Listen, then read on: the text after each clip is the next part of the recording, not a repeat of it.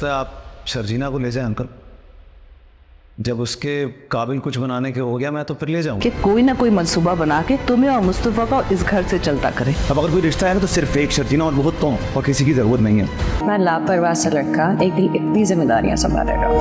नाजरीन, drama serial कभी मैं कभी तुम की आने वाली एपिसोड बहुत ही ज्यादा इंटरेस्टिंग होने वाली है।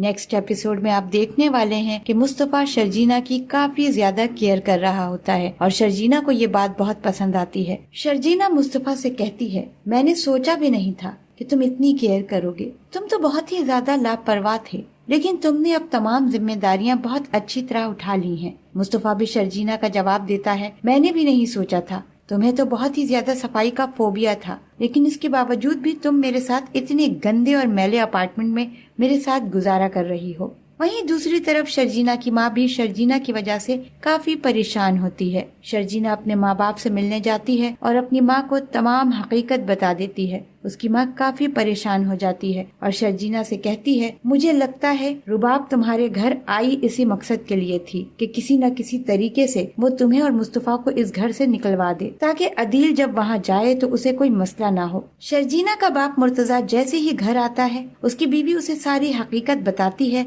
कि शर्जीना और मुस्तफा कहाँ पर रह रहे हैं। उसका बाप भी शर्जीना से मिलने की जिद करता है। इस तरह वो लोग शर्जीना के घर पहुँच जाते हैं। शर्जीना के बाप को ये इलाका बिल्कुल भी पसंद नहीं आता, क्योंकि ये इलाका इंतहाई गंदा होता है जहाँ शर्जीना और मुस्तफा रह रहे होते हैं। वो मुस्तफा से शिकायत करता है और कहता है कि ये पूरा इलाका एक गंदगी का ढेर है। मुझे तो यकीन नहीं हो रहा कि तुम लोग यहाँ पर रह रहे हो। मुस्तफा तो पूरी कोशिश कर रहा होता है शर्जीना को खुश रखने की, लेकिन शर्जीना के बाप की बातें सुनने के बाद मुस्तफा को काफी बुरा लग जाता है। मुस्तफा शर्जीना के बाप को जवाब देता है, अंकल आप बिल्कुल ठीक कह रहे हैं, मुझे लगता है कि आप लोगों को शर्जीना को यहाँ से ले जाना चाहिए। जैसे ही मैं इसके काबिल बन जाऊंगा, मैं इसको वापस लेने के लिए आ जाऊंगा।